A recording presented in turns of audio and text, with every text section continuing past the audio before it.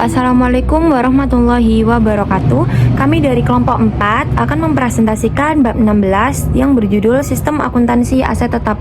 Sebelum masuk ke materinya, izinkan saya untuk memperkenalkan anggota dari kelompok 4 terlebih dahulu.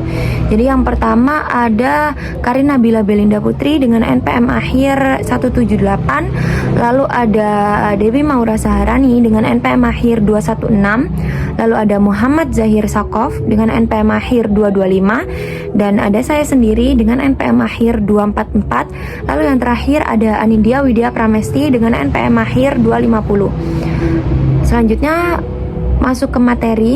Jadi di slide pertama ini adalah deskripsi. Yang pertama ada definisi dari aset tetap. Jadi aset tetap ini adalah aset yang dimiliki oleh perusahaan, aset atau harta ya, yang dimiliki oleh sebuah perusahaan yang memiliki wujud dan manfaat ekonomis lebih dari 1 tahun dan diperoleh untuk melaksanakan kegiatan perusahaan, bukan untuk dijual kembali. Lalu ada karakteristik dari aset tetap. Jadi karakteristik dari aset tetap ini yang pertama, frekuensi terjadinya transaksi atas aset tetap ini jarang, lebih relatif sedikit daripada aset lancar. Dan biasanya saldo yang dikeluarkan untuk melakukan transaksi aset tetap ini lebih besar daripada aset lancar. Lalu yang kedua, karakteristik yang kedua yaitu pengendalian dilaksanakan pada saat perencanaan perolehan dan pelaksanaan rencana perolehan. Lalu karakteristik yang ketiga, pengeluaran pendapatan dan pengeluaran modal. Jadi apa sih itu? Jadi pengeluaran pendapatan itu dibebankan sebagai beban pada periode akuntansi terjadinya. Sedangkan pengeluaran modal diperlukan sebagai tambahan harga perolehan aset tetap yang dibebankan sebagai beban dalam periode akuntansi yang menikmati manfaat pengeluaran modal tersebut. Lalu selanjutnya ada penggolongan. Jadi terdapat 5 penggolongan dari aset tetap ini. Yang pertama ada tanah dan perbaikan tanah, lalu gedung dan perbaikan gedung, lalu mesin dan peralatan pabrik, yang keempat mebel, dan yang terakhir kendaraan. Jadi penggolongan ini adalah contoh dari beberapa contoh dari aset tetap. Lalu yang selanjutnya adalah transaksi yang mengubah. Jadi ini adalah transaksi yang terkait dengan aset tetap. Itu terdiri dari 3 kelompok. Yang pertama yaitu transaksi yang mengubah akun aset tetap. Lalu yang kedua, transaksi yang mengubah akun akumulasi penyusutan aset tetap yang bersangkutan. Dan yang ketiga atau yang terakhir, transaksi yang mengubah akun beban dan pemeliharaan aset tetap. Jadi jenis transaksi yang mengubah harga perolehan aset tetap atau yang pertama tadi yang mengubah akun aset tetap itu contohnya seperti transaksi perolehan, yaitu pembelian, pembangunan, dan sumbangan. Lalu bisa juga dari pengeluaran modal, revaluasi, pertukaran, penghentian pemakaian, dan penjualan. Lalu jenis transaksi yang mengubah akumulasi penyusutan aset tetap terdiri dari penyusutan, penghentian pemakaian, penjualan, dan pertukaran. Lalu jenis transaksi yang merubah akun beban, reparasi, dan pemeliharaan aset tetap adalah konsumsi berbagai sumber daya, yaitu dari bahan dan suku cadang, sumber daya manusia, energi, peralatan, dan sumber daya lain untuk kegiatan reparasi dan pemeliharaan aset tetap. Lalu di slide selanjutnya, nah, yang pertama ada transaksi perolehan. Jadi jurnal yang pertama itu adalah untuk jurnal untuk mencatat aset tetap perusahaan yang diperoleh melalui berbagai cara, bisa dari pembelian, pembangunan, dan sumbangan. Itu dicatat seperti jurnal yang pertama ini, yaitu aset tetap pada bukti kas keluar yang akan dibayar. Lalu selanjutnya itu adalah bunyi jurnal ketika aset tetap diperoleh dengan pembangunan sendiri, yaitu dengan mengeluarkan modal. Jadi modal ini berupa pengeluaran kas yang dicatat dalam register bukti kas keluar dengan jurnal yang kedua ini, yaitu aset tetap dalam konstruksi pada bukti kas keluar yang akan dibayar. Lalu jurnal yang selanjutnya adalah untuk mencatat jika aset tetap ini diperoleh dengan pembangunan sendiri, namun pengeluaran modalnya berupa pemakaian persediaan, distribusi gaji dan upah, dan pembebanan biaya overhead pabrik. Jadi bunyi jurnalnya yaitu aset tetap dalam konstruksi pada persediaan suku cadang, gaji dan upah, biaya overhead pabrik yang dibebankan. Lalu jurnal yang keempat itu adalah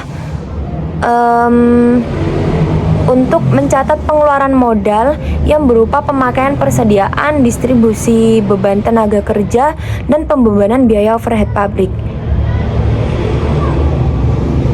Jadi harga pokok aset tetap yang telah selesai dibangun dicatat menggunakan jurnal yang keempat ini, yaitu bunyinya aset tetap pada aset tetap dalam konstruksi. Lalu yang terakhir itu adalah jurnal jika aset tetap diperoleh dari sumbangan. Jadi bunyi jurnalnya akan berbunyi aset tetap pada modal sumbangan. Lalu yang selanjutnya ada transaksi pengeluaran modal. Jadi transaksi pengeluaran modal ini adalah transaksi yang terkait dengan aset tetap yang mempunyai manfaat lebih dari 1 tahun. Karena manfaat pengeluaran modal lebih dari 1 tahun, maka pada saat terjadinya pengeluaran modal tersebut dicatat sebagai tambahan harga pokok aset tetap tersebut dan disusutkan dalam tahun-tahun yang menikmati manfaat pengeluaran modal tersebut. Transaksi pengeluaran modalnya akan dicatat yang berbunyi aset tetap pada bukti kas keluar yang akan dibayar. Itu untuk mencatat pengeluaran modal yang berupa pengeluaran kas. Lalu jika pengeluaran modalnya berupa pemakaian persediaan, distribusi beban tenaga kerja, dan pembebanan biaya overhead pabrik, bisa dijurnal pada jurnal yang kedua.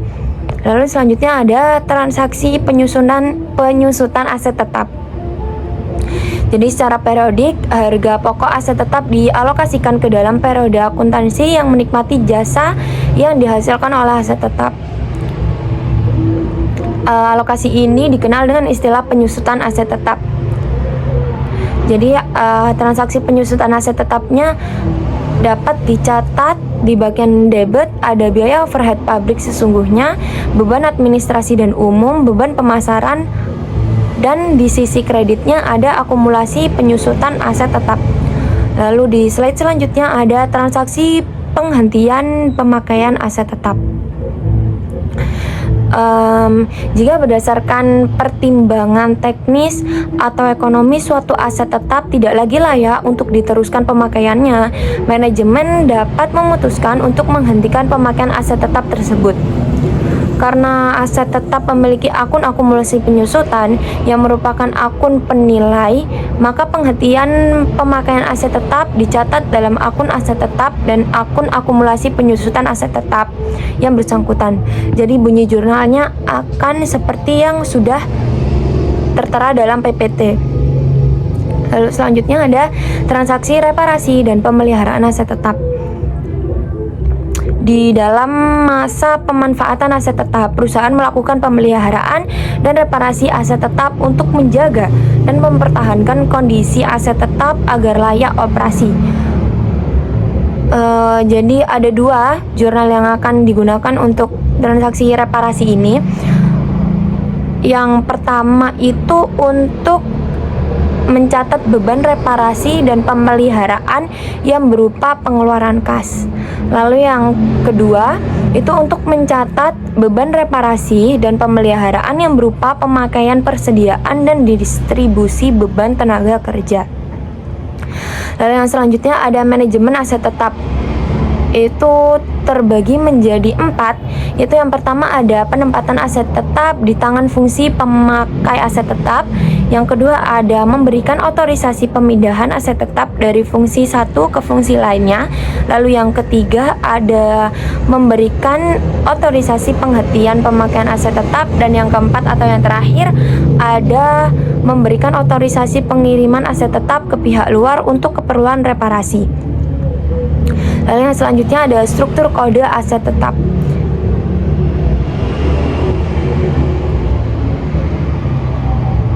Jadi contoh penggunaan kode aset tetap ini yaitu ada golongan aset tetap, jenis aset tetap, tahun perolehan, fungsi, lokasi, dan portability. Yang pertama golongan aset tetap seperti yang sudah saya jelaskan di slide pertama tadi, yaitu golongan aset tetap itu dapat berupa tanah, gedung, mesin, mebel, kendaraan, dan lain sebagainya. Lalu ada jenis aset tetap. Tiap golongan yang tadi itu dapat dirinci lebih lanjut masing-masingnya sampai dengan 99 jenis. Jadi contohnya seperti misalkan golongan mesin dapat diuraikan jenis-jenisnya seperti mesin ketik manual, mesin ketik elektronik, mesin potong kertas, dan lain sebagainya. Lalu yang selanjutnya atau yang ketiga ada tahun perolehan. Jadi tahun perolehan aset tetap diambil 2 angka terakhir dan dicantumkan dalam kode aset tetap. Misalnya mesin fotokopi diperoleh pada tahun 1992 pada angka yang keempat dan kelima. Dalam kode aset tetap dicantumkan angka 92. Kode tahun perolehan ini akan dengan cepat memberikan informasi umur aset tetap sampai dengan saat tertentu. Lalu ada fungsi. Kode fungsi memudahkan pembebanan beban penyusutan aset tetap ke dalam biaya produksi, beban administrasi dan umum, dan beban pemasaran. Karena dalam perusahaan manufaktur ada 3 fungsi pokok, maka kode fungsi ini disusun sebagai berikut. Jadi ada fungsi produksi, administrasi dan umum, serta fungsi pemasaran. Lalu yang selanjutnya ada lokasi. Jadi kode lokasi dirinci ada daerah, gedung, lantai, dan nomor kamar. Lalu selanjutnya atau yang terakhir ada portability. Jadi portability aset tetap digolongkan menurut kemudahan dan dapat atau tidaknya aset tetap dipindahkan dari satu tempat ke tempat lain sebagai berikut. Jadi ada yang pertama portable, yaitu dapat dibawa dengan tangan manusia. Lalu yang kedua ada movable, yaitu dapat dipindahkan dengan bantuan peralatan. Dan yang terakhir adalah fixtures atau melekat pada aset tetap lainnya. Berikutnya mengenai dokumen yang digunakan untuk merekam data transaksi yang merubah harga pokok aset tetap dan akumulasi penyusutan aset tetap yang bersangkutan. Yang pertama ada surat permintaan otorisasi investasi. Investasi dalam aset tetap biasanya meliputi jumlah rupiah yang relatif besar dan mencakup keterikatan dana dalam jangka waktu yang relatif panjang. Maka pengendalian aset tetap dilakukan melalui perencanaan yang matang. Perencanaan pengeluaran investasi dalam aset tetap dimulai dengan diajukannya usulan investasi kepada manajemen puncak. Melalui staf direksi, usulan investasi diteliti kelayakan teknis dan ekonomisnya. Hasil studi kelayakan suatu usulan investasi dituangkan dalam laporan studi kelayakan. Berbagai studi kelayakan tersebut kemudian digunakan untuk menyusun anggaran investasi. Anggaran investasi ini yang kemudian diotorisasi oleh rapat umum pemegang saham dan merupakan izin secara prinsip kepada manajemen untuk perusahaan yang menggunakan dana dalam investasi aset tetap. Untuk melaksanakan investasi yang tercantum dalam anggaran investasi, diperlukan dokumen untuk meminta dilaksanakannya investasi yang telah diizinkan secara prinsip oleh pemegang saham. Dokumen yang digunakan untuk meminta persetujuan pelaksanaan investasi dalam aset tetap ini disebut surat permintaan otorisasi investasi. Dokumen ini diisi oleh fungsi yang mengusulkan perolehan aset tetap dan setelah diotorisasi oleh direktur fungsi yang bersangkutan, dimintakan persetujuan dari direktur utama. Kemudian kita juga dapat melihat data rinci dari investasi. Kemudian yang kedua ada surat permintaan reparasi. Dokumen ini berfungsi sebagai perintah dilakukannya reparasi yang merupakan pengeluaran modal. Kemudian ada surat permintaan, kita dapat melihat data rinci reparasi. Kemudian surat permintaan transfer aset tetap. Dokumen ini berfungsi sebagai permintaan dan pemberian otorisasi transfer aset tetap. Lalu yang terakhir ada surat permintaan penghentian pemakaian aset tetap. Dokumen ini berfungsi sebagai permintaan dan pemberian otorisasi penghentian pemakaian aset tetap. Selanjutnya itu ada laporan penerimaan barang. Dokumen ini diterbitkan oleh fungsi penerimaan setelah fungsi ini melakukan pemeriksaan kuantitas, mutu, dan spesifikasi aset tetap yang diterima dari pemasok. Nah, selanjutnya ada faktor dari pemasok. Dokumen ini merupakan tagihan dari pemasok untuk aset tetap yang dibeli. Kemudian ada bukti kas keluar. Dokumen ini merupakan perintah pengeluaran kas yang dibuat oleh fungsi akuntansi setelah dokumen surat permintaan otorisasi investasi, surat order pembelian, laporan penerimaan barang, dan faktur dari pemasok diterima dan diperiksa oleh fungsi tersebut. Selanjutnya ada daftar penyusutan aset tetap. Daftar ini berisi jumlah beban penyusutan aset tetap yang dibebankan dalam periode akuntansi tertentu. Dokumen ini merupakan dasar untuk pembuatan bukti memorial untuk pencatatan beban penyusutan yang dibebankan dalam periode akuntansi tertentu. Dan yang terakhir ada bukti memorial. Dokumen ini digunakan sebagai dokumen sumber untuk pencatatan transaksi penyusutan aset tetap, harga pokok aset tetap yang telah selesai dibangun, penghentian pemakaian aset tetap, dan belanja modal. Nah, selanjutnya adalah catatan akuntansi.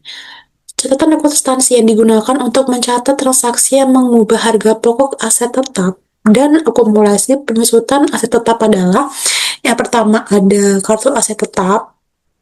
Catatan akuntansi ini merupakan buku pembantu aset tetap yang digunakan untuk mencatat secara rinci semua data yang terkait dengan aset tetap tertentu. Selanjutnya ada jurnal umum.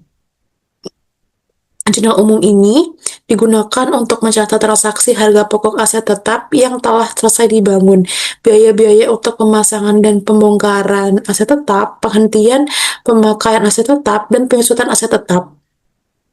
Dan yang terakhir adalah register bukti kas keluar. Jurnal ini digunakan untuk mencatat transaksi pembelian aset tetap dan pengeluaran modal yang berupa pengeluaran kas. Dan selanjutnya adalah fungsi yang terkait. Yang pertama adalah fungsi pemakai.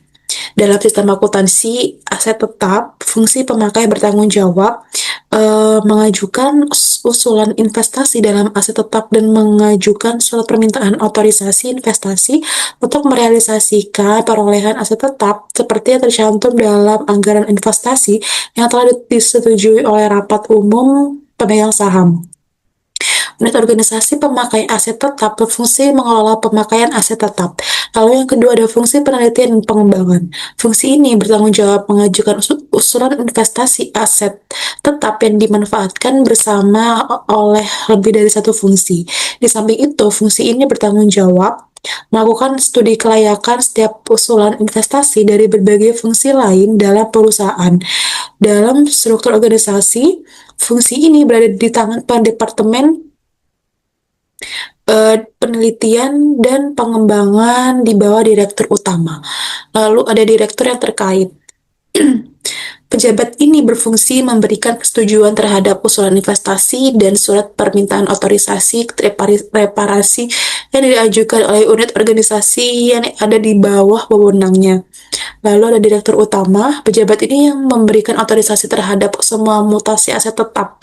Otorisasi ini dicantumkan dalam formulir surat permintaan otorisasi investasi dan surat permintaan otorisasi reparasi.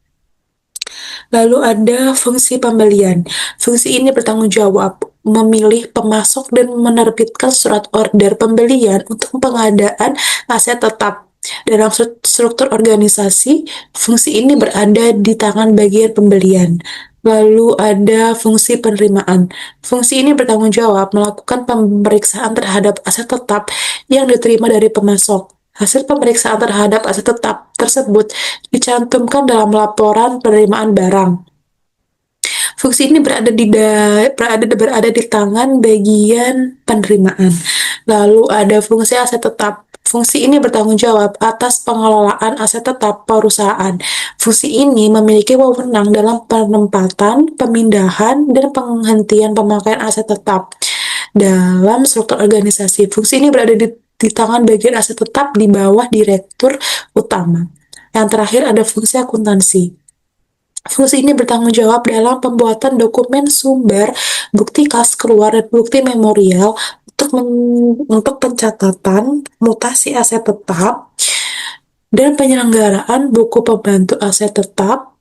Di samping itu, fungsi akuntansi bertanggung jawab atas penyelenggaraan jurnal yang bersangkutan dengan aset tetap, register bukti kas keluar, dan jurnal umum.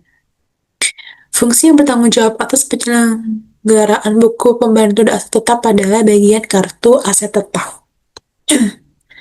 Selanjutnya ada jaringan subsistem. Jaringan subsistem yang membentuk sistem akuntansi aset tetap adalah yang pertama, sistem pembelian aset tetap. Sistem ini dirancang untuk melaksanakan pencatatan harga pokok aset tetap yang diperoleh dari transaksi pembelian. Karena harga pokok aset tetap yang dibeli terdiri dari harga yang tercantum dalam faktur dari pemasok dan semua biaya yang dikeluarkan untuk pemasangan aset tetap sampai dengan aset tetap tersebut siap untuk digunakan. Maka dokumen sumber yang dipakai dalam prosedur ini adalah bukti kas keluar yang dilampiri dengan surat permintaan otorisasi investasi, surat order pembelian, laporan penerimaan barang dan faktur dari pemasok, dan bukti memorial yang dilampiri dengan surat perintah kerja. Lalu ada sistem perolehan aset tetap melalui pembangunan sendiri. Sistem ini dirancang untuk mencatat harga pokok aset tetap yang diperoleh perusahaan dari pembangunan yang dilaksanakan sendiri oleh perusahaan. Surat perintah kerja merupakan dokumen yang digunakan untuk mengumpulkan biaya konstruksi. Jika suatu aset tetap yang dibangun sendiri telah selesai, maka bukti memorial yang dilampiri dengan surat perintah kerja dipakai sebagai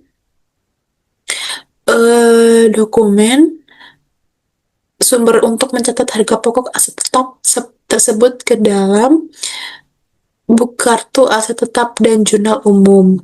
Lalu ada sistem pengeluaran modal.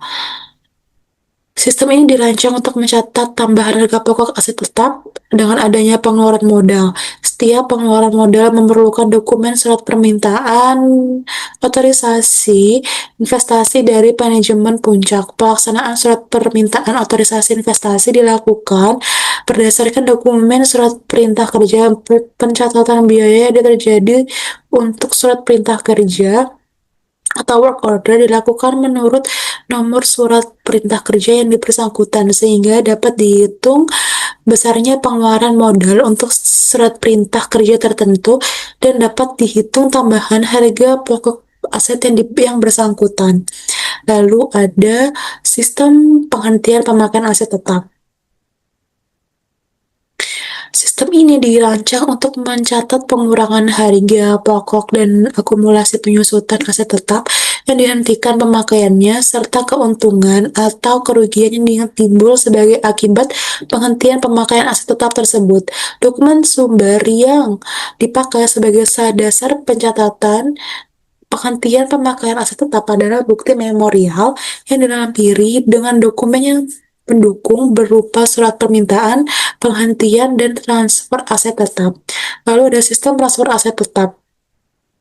Sistem ini dirancang untuk mencatat transfer aset tetap dari satu pusat pertanggungjawaban ke pusat pertanggungjawaban yang lain. Karena beban penyusutan, beban reparasi, dan pemeliharaan harus dibebankan kepada pusat pertanggungjawaban yang menggunakan aset tetap. Semua perpindahan aset tetap harus segera diikuti oleh fungsi akuntansi agar fungsi ini dapat membebankan beban-beban tersebut berdasarkan data lokasi aset tetap yang teliti. Selanjutnya ada sistem revaluasi aset tetap. Sistem ini dirancang untuk mencatat transaksi penilaian kembali aset tetap. Dokumen sumber yang dipakai sebagai dasar pencatatan adalah bukti memorial. Dan yang terakhir ada sistem pencatatan penyusutan aset tetap. Sistem ini dirancang untuk mencatat beban penyusutan aset tetap. Dokumen sumber yang dipakai sebagai dasar pencatatan adalah bukti memorial. Selanjutnya adalah unsur pengendalian internal. Eh, Yang pertama ada organisasi. Fungsi pemakai harus terpisah dari dan fungsi akuntansi aset tetap. Lalu yang kedua, transaksi perolehan, penjualan, dan penghentian pemakaian aset tetap harus dilakukan oleh lebih dari satu unit organisasi yang bekerja secara independen. Lalu ada sistem otorisasi. Anggaran investasi diotorisasi oleh rapat umum pemegang saham. Lalu surat permintaan otorisasi investasi, surat permintaan surat otorisasi reparasi, surat permintaan penghentian pemakaian aset tetap, dan surat permintaan transfer aset tetap diotorisasi oleh direktur yang bersangkutan dan direktur utama. Lalu surat perintah kerja diotorisasi oleh kepada departemen yang bersangkutan, surat order pembelian diotorisasi oleh pejabat yang berwenang, laporan penerimaan barang diotorisasi oleh fungsi penerimaan, bukti kaskur diotorisasi oleh fungsi akuntansi, bukti memorial diotorisasi oleh kepala fungsi akuntansi, dan ada prosedur pencatatan. Perubahan kartu aset tetap harus didasarkan pada bukti kas keluar atau bukti memorial atau surat permintaan transfer aset tetap yang dilampiri dengan dokumen pendukung yang lengkap yang diotorisasi oleh pejabat yang berwenang. Dan yang terakhir ada praktik yang sehat. Secara periodik dilakukan pencocokan fisik aset tetap dengan kartu aset tetap. Penggunaan anggaran investasi sebagai alat pengendalian investasi dalam aset tetap. Penutupan asuransi aset tetap terhadap kerugian. Dan yang terakhir kebijakan akuntansi tentang pemisahan pengeluaran modal atau capital expenditure dengan pengeluaran pendapatan atau revenue expenditure. Selanjutnya ada bagan alir dokumen, jaringan prosedur yang membentuk sistem akuntansi aset tetap. Yang pertama adalah sistem pembelian aset tetap. Karena transaksi perolehan aset tetap berkaitan dengan anggaran modal, maka diperlukan otorisasi dari direksi. Transaksi pembelian aset tetap dimulai dengan permintaan otorisasi investasi dan pemakai aset tetap yang diajukan kepada direksi. Direksi akan memberikan otorisasi investasi berdasarkan tersedianya anggaran modal untuk pembelian aset tetap yang diminta dan kondisi keuangan perusahaan. Setelah otorisasi investasi diberikan oleh direksi, langkah pembelian aset tetap selanjutnya adalah dilakukan melalui sistem pembelian. Setelah aset tetap diterima oleh fungsi penerimaan, aset tetap kemudian diserahkan kepada fungsi aset tetap untuk diatur penempatannya di tangan fungsi yang mengajukan permintaan otorisasi investasi. Lalu, jika aset tetap yang dibeli itu memerlukan biaya pemasangan, fungsi aset tetap mengeluarkan surat perintah kerja kepada fungsi bengkel untuk pelaksanaan pemasangan aset tetap tersebut. Surat perintah kerja ini dipakai oleh fungsi akuntansi untuk mengumpulkan biaya pemasangan aset tetap oleh fungsi akuntansi. Biaya pemasangan aset tetap diperlakukan sebagai tambahan harga faktur aset tetap untuk menghitung harga pokok aset tetap yang dicantumkan dalam kartu aset tetap. Bisa dilihat gambar yang ada di kiri. Dalam bagian alir dokumen tersebut, bagian yang memerlukan aset tetap mengajukan surat permintaan otorisasi investasi kepada direktur utama untuk memperoleh otorisasi dilaksanakannya investasi yang telah dicantumkan dalam anggaran modal. Berdasarkan otorisasi yang diberikan oleh direktur, bagian pembelian melaksanakan pemilihan pemasok dan pengiriman surat order pembelian kepada pemasok yang telah dipilih. Bagian penerimaan melakukan pemeriksaan terhadap aset tetap yang diterima oleh pemasok, melakukan pengujian terhadap kinerja aset tetap yang diterima, dan membuat laporan penerimaan barang. Bagian utang membuat bukti kas keluar berdasarkan laporan penerimaan barang, faktur dari pemasok, surat order pembelian, dan surat permintaan. Surat permintaan otorisasi investasi. Bukti kas keluar tersebut dicatat oleh bagian utang, register bukti kas keluar dengan jurnal aset tetap pada bukti kas keluar yang akan dibayar melalui pembangunan sendiri. Sistem ini dirancang untuk mencatat harga pokok aset tetap yang diperoleh perusahaan dari pembangunan yang dilaksanakan sendiri oleh perusahaan Work order merupakan dokumen yang digunakan untuk mengumpulkan biaya konstruksi jika suatu aset tetap yang dibangun sendiri telah selesai. Maka bukti memorial dipakai sebagai dokumen sumber untuk mencatat harga pokok aset tetap tersebut ke dalam kartu aset tetap dan jurnal umum.